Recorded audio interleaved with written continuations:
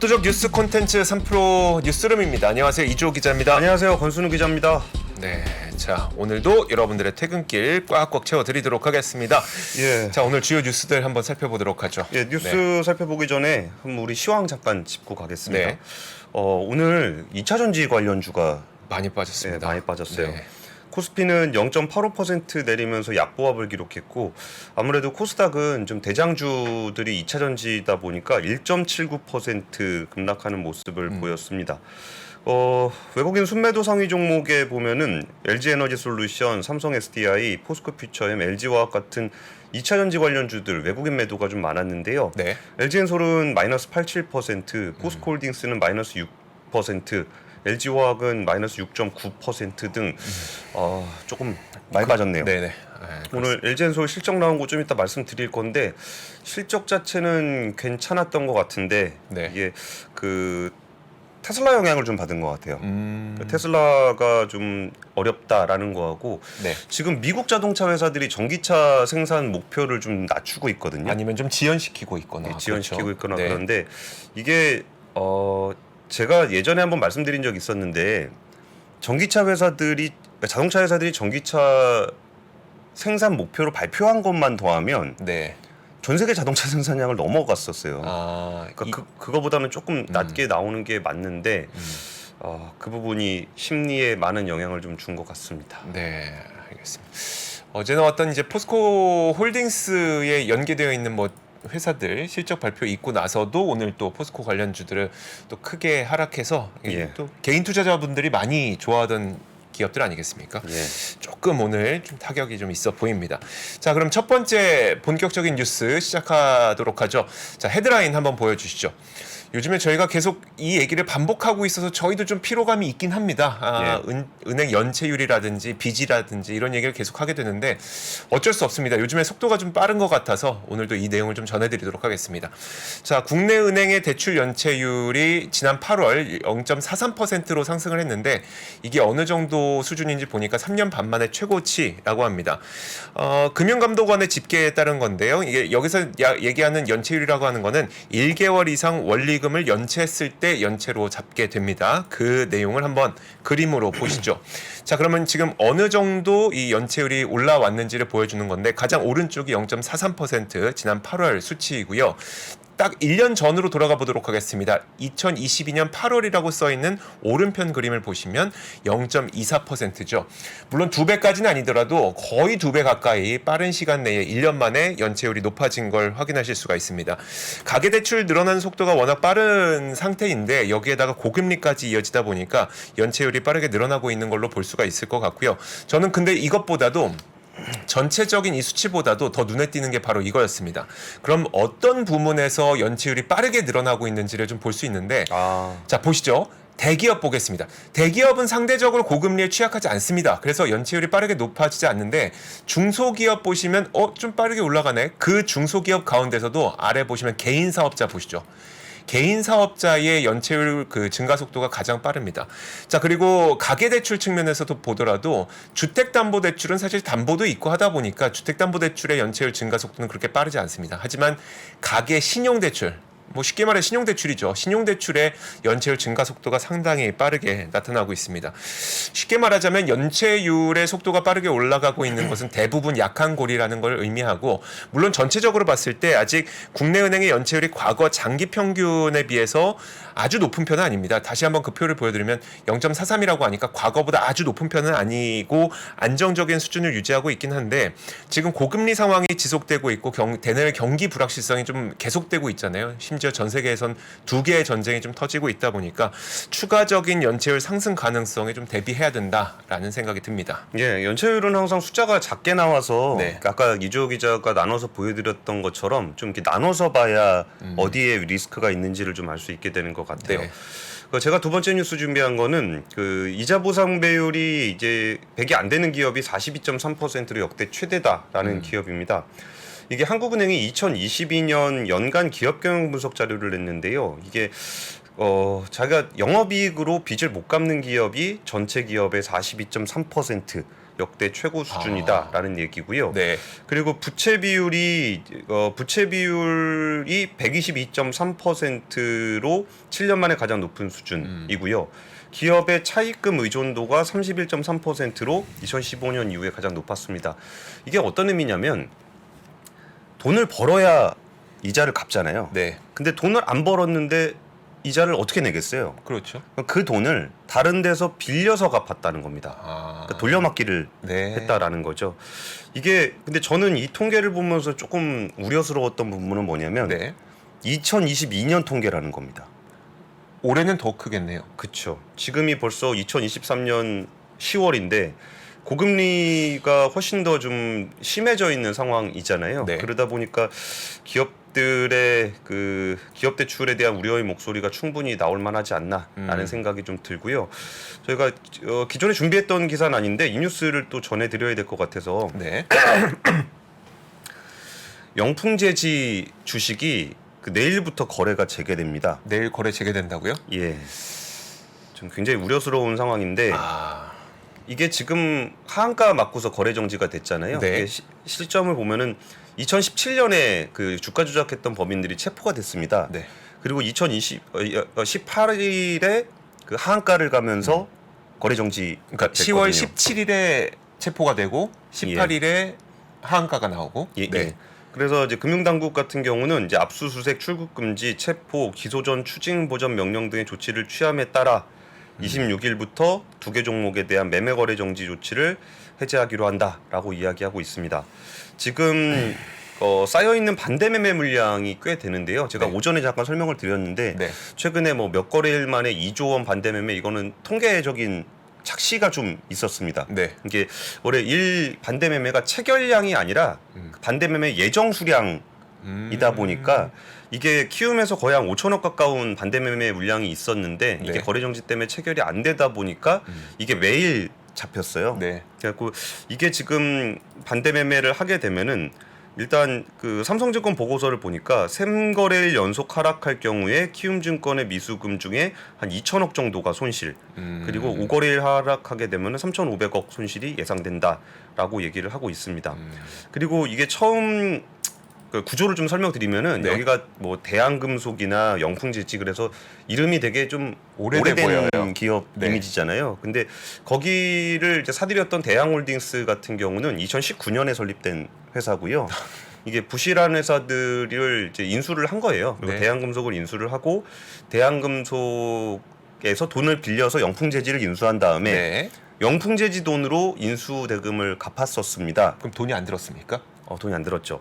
그리고서 그럼 인수했을 때 그랬던 자금을 또 회수하기 위해서 그 영풍재지를 주가 조작해서 네. 이거를 그 좀 만회를 하려고 했었다라는 게 지금 그 금융당국이나 이제 법조계 일각에서 좀 얘기가 좀 나오고 있어요. 아직까지 확정적으로 어떤 일인지에 대한 얘기는 안 나오고 있는데 뭐 했던 방식은 비슷합니다. 그러니까 통정 매매, 그러니까 주식 여러 개의 계좌를 이용해서 네. 그 시세 조정을 목적으로 통정 매매를 했었고 시세보다 높은 가격에다 주문을 넣는 고가 매매, 그리고 그 매도 물량 싹 소진시켜 버리는 네. 물량 소진 같은 기법들이 동원이 됐습니다. 그래서 현재 시세 조정 세력이 거둔 부당이득은 한 3천억 정도 되는 걸로 파악을 하고 있고요. 근데 좀 걱정스럽긴 하네요. 여기도 영풍재지도 그때 갑자기 2차 전지 사업을 한다 그래가지고 그랬죠. 네. 그때 뭐 약간 테마주처럼 개인 주주도 투자자분들이 많이 들어갔을 것 같은데 네. 이게 거래되면은 그 하한가에도 팔기가 쉽지 않을 것 같아서 조금 더 큰 피해가 좀 예상이 됩니다. 이게 지금 얘기 나오는 거는 반대 매매 미수금에 대한 반대 매매고 네. 그거를 이제 들고 계신 분들도 매도를 하시려고 하는 분들이 많을 거 아니에요. 네. 그러면은 쉽지 않아 보이는 그런 상황입니다. 알겠습니다. 내일 영풍재지 거래가 재개된다고 하는데 참 거래는 안 될 것 같긴 한데. 네. 근데 좀 답답할 때가 이것도 국민연금이 또 꽤 많이 들고 있다 그러더라고요. 영풍재지를요? 예.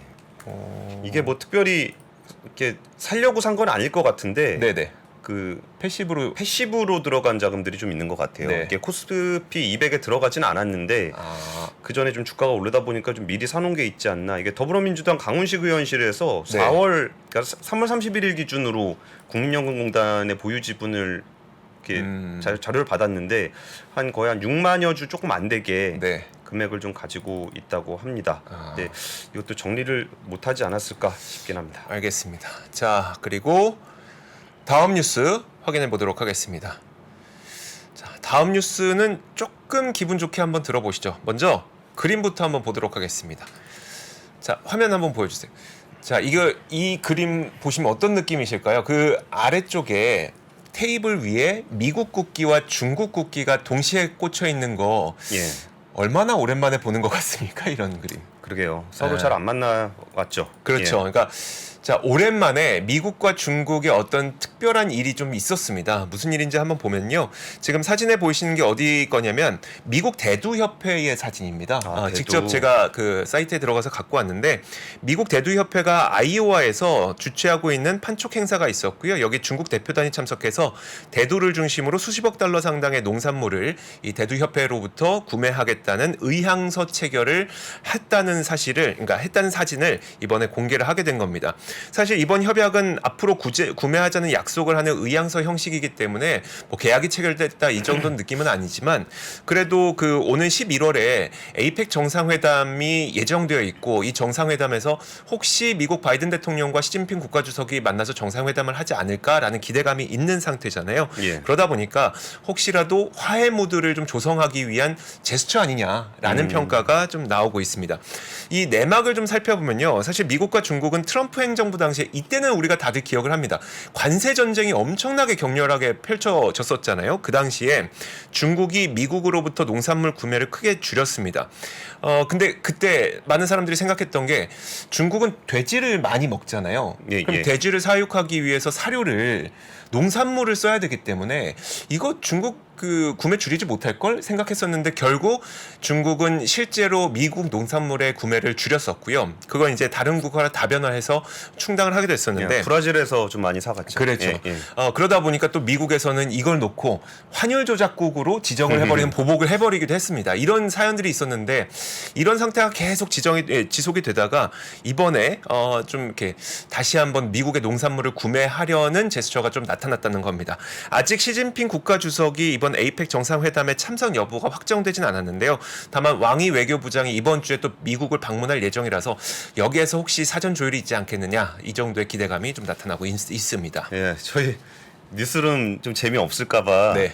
그 시청자분들이 굉장히 노력을 많이 하고 계신데 지금 그 미국 큰머리 협회 대두협회. 큰머리 협회 뭔가 했더니 큰머리 협회 대두협회 얘기하시고 빅헤드 어소시에이션 빅헤드 어소시에이션 저희가 하지 못하는 재치를 예. 우리 구독자분들께서 해주고 저희 계십니다. 오전 뉴스에서 그 외교부장 왕이 외교부장이 네. 또 미국에 간다고 말씀을 좀 드렸었는데 네. 그것도 지금 이제 에이펙 앞두고서 좀 준비하고 있는 것 같고 또 그 중국의 국방부장이 네. 그 러시아 무기 밀매 혐의로 그 미국의 블랙리스트에 있거든요. 네.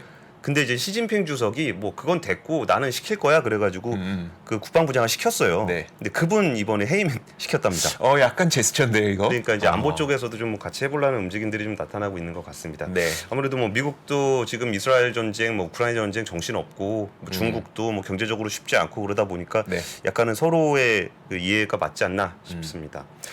제가 오늘 LG엔솔 실적 나온 거 좀 말씀을 좀 드리려고 합니다. 근데 LG엔솔의 그 실적 숫자는 이전에 한번 나왔어요. 잠정 실적 나올 때 나왔는데 오늘 얘기에서 좀 인상적이었던 부분은 전기차용 인산철 배터리를 2026년 생산을 목표로 하고 있다라고 처음으로 공식적으로 발표를 했어요. 그러니까 LG엔솔도 LFP를 하긴 했었죠.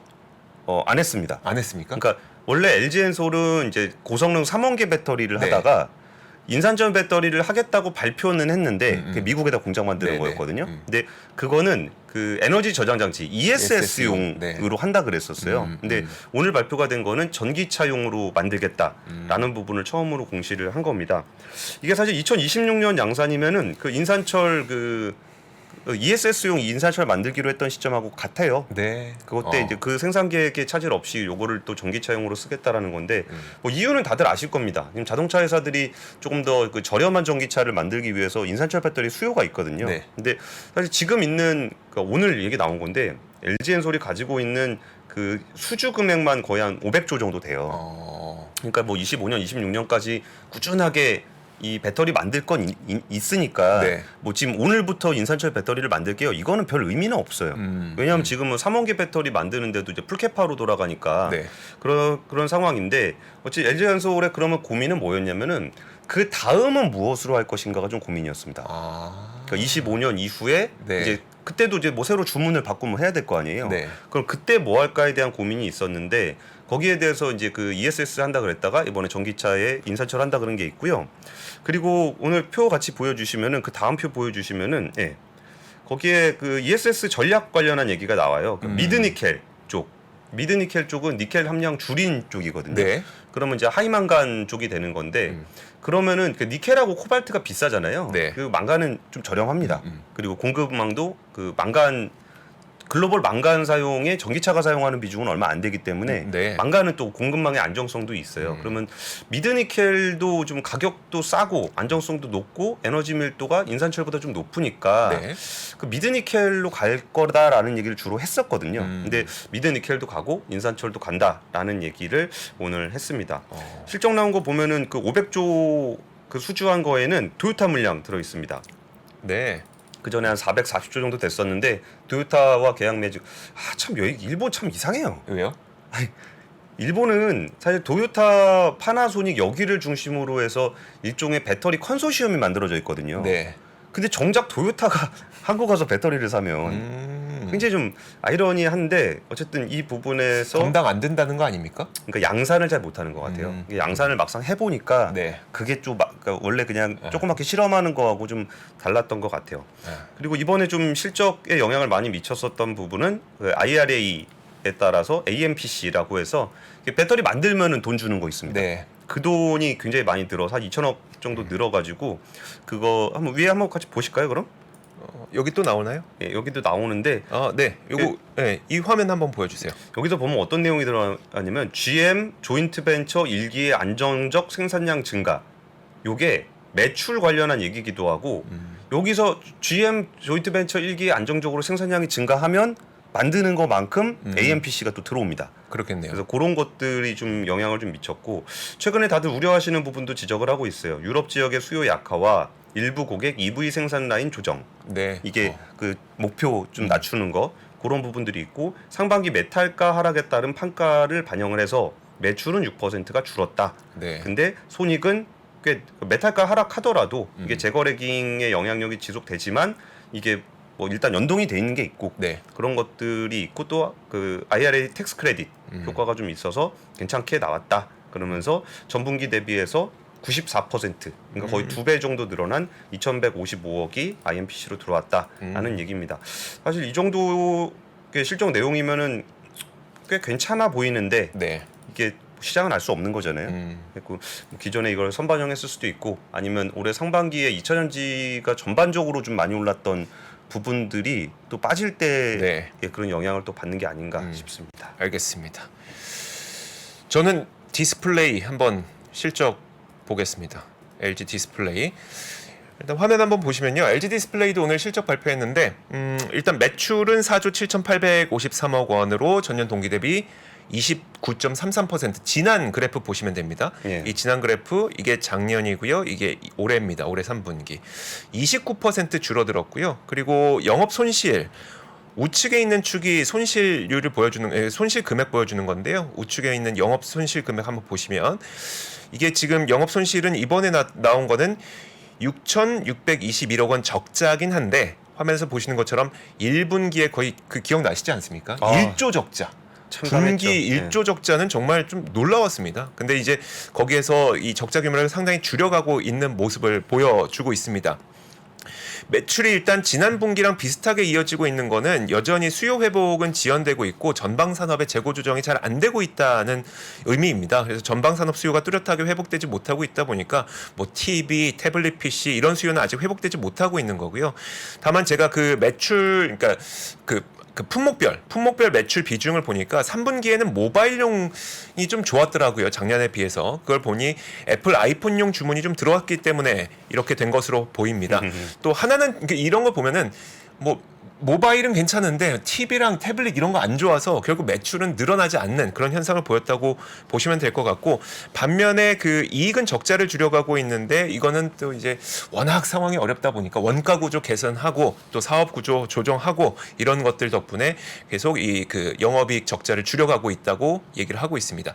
자, 그래서 이제 LG 디스플레이 쪽에서 하는 얘기는 뭐냐면요, 4분기에는 흑자 전환 가능할 것 같다라고 얘기를 하고 있습니다. 그래서 한번 4분기 지켜보시면 좋을 것 같은데, 사실 저는 여기서 오늘 상당히 흥미로운 보고서가 하나 더 있었습니다. 이건 LG 디스플레이는 아닌데 화면 함께 보시면요, 디스플레이 서플라이 체인 컨설턴트 업체인 DSCC에서 어떤 전망을 내놨냐면, 공급 과잉을 피하기 위해서, 디스플레이 패널의 공급 과잉을 피하기 위해서 4분기에는 글로벌 디스플레이 공장의 가동률이 점차 감소할 것이다 라고 전망을 내놓고 있습니다. 보시면 뭐 일본, 중국, 타이완 할 것 없이 다 그 가동률이 감소하죠. 그런데 회색 한국을 보세요.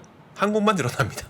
저 왜 그럴까요? OLED 때문입니다. 아, 그러니까 지금 한국은 가동률이 오를 것으로 보이는 게, 전방 산업이 회복되지 못하고 있다 보니까 아직까지는 전방 산업에서 사용하는 대부분의 그 패널들이 LCD잖아요. 예. 하지만 한국은 OLED를 제일 잘하고, 또 OLED의 경우에는 스마트폰, 태블릿, 노트북 이런 데서 되게 침투해가는, 그러니까 확장되는 시장에 있는 게 또 OLED다 보니까 우리나라는 또 OLED를 전 세계에서 제일 잘하지 않습니까? 다른 디스플레이 팹들의 가동률은 다 그 줄어들어도 한국 디스플레이 팹은 가동률이 높아질 것이다, 이런 전망이 나왔다는 점도 챙겨보시면 좋을 것 같습니다. 근데 제가 이 뉴스를 좀 듣다 보니까 네. 제가 LG 이노텍 실적 말씀을 딱 드리려고 그랬는데 네. 그 이주호 기자가 지금 얘기한 거랑 거의 똑같습니다. 아, 그래요? 그러니까 지금 그 4분기에 디스플레이가 좀 올라가는 모양새를 보이고 있는 건 네. 그게 뭘까? 저는 아이폰 15 애플 애플 효과다. 효과다. 네. 근데 이노텍 실적은 그 추정치보다 많이 떨어져가지고 영업이익이 지난해 같은 기간에 비해서 반토막 났거든요. 네.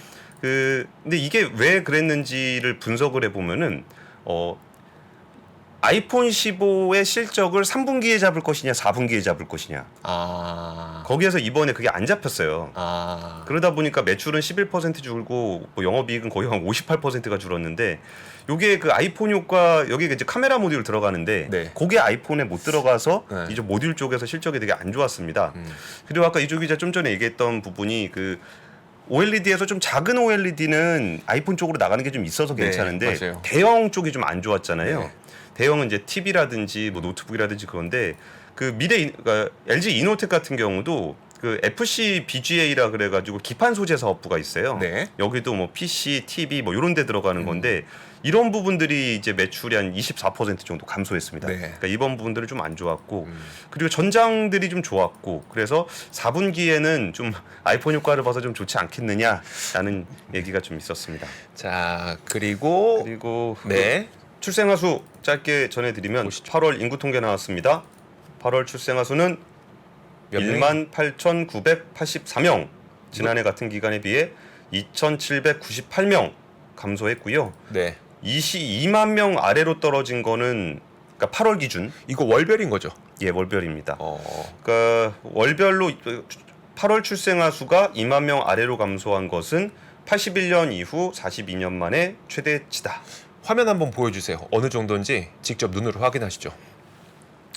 그러니까 저거 뒤로 쫙 돌려도 2만 명 아래로 내려가는 통계를 찾기가 굉장히 어렵습니다. 그 역대 최저치고요. 그러면서 사망자는 3만 540명. 네. 그러니까 사망자가 3만 540명인데 출생아 수가 18,984명이니까 인구가 감소한 거죠. 인구 감소 규모가 11,556명입니다.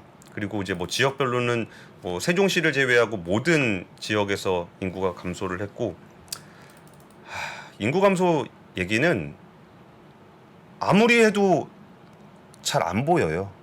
이게 그쵸. 뭐 때문에 감소했다라고 얘기를 하기도 입 아프고, 그럼 어떻게 하면 오를 거다라고 얘기하는 것도 참 암담하고, 그 인구 소식은 종종 좀 전해드리겠습니다. 오늘 아침에 그 소식 보셨어요? 뭐요? 인구 이동이 예. 50년 내 최저였다. 아, 그것도 왜 그렇지? 뭐 부동산 시장 그게 아니라 이제 인구 고령화 때문에 아. 인구 이동이 상당히 줄었다. 이런 통계청 자료도 있었습니다. 예, 그리고 이거는 뭐 막간의 단신인데 네. 그 기아차가 중고차 시장에 진출해서 다음 달 1일부터 판매를 합니다. 근데 중고차 시장이 연간 거래액이 한 30조 원 정도 되거든요. 네. 거래 대수가 한 238만 대 정도 되는데 238만 대면 어느 정도냐면은 신차 거래보다 거의 한 1.4배가 높아요.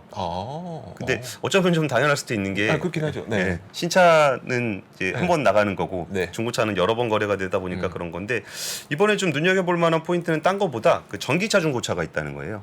정말요? 예. 네. 근데 전기차 중고차는 그 전기차는 중고 전기차에 대한 평가 기준이 없어서 그동안 이렇게 업체에서 거래를 하는 경우가 별로 없었습니다. 맞아요. 그리고 소비자 입장에서도 좀 불안합니다. 그쵸. 전기차는. 예, 그게 이제 개인 간 거래 비중이 64%였는데 여기서 그 전기차에 대한 품질 관리하는 등급을 만들어 가지고 네. 5등급까지 있는데 3등급 이상만 판매하겠다라는 소식이 있었고요.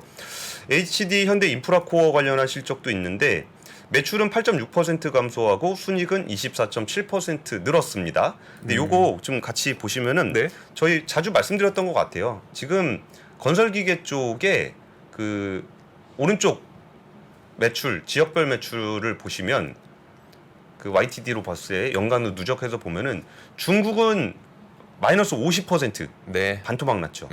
북미는 플러스 22% 났습니다. 그러니까 이게 이전에 중국에 엄청 많이 팔다가 네. 우리가 여기에 경쟁력이 좀 약하다는 거를 뭐 중국 이제 건설 경기도 별로 안 좋고 해가지고 북미 쪽으로 포트폴리오 변경하는 효과가 꾸준하게 나타나고 있는 거예요.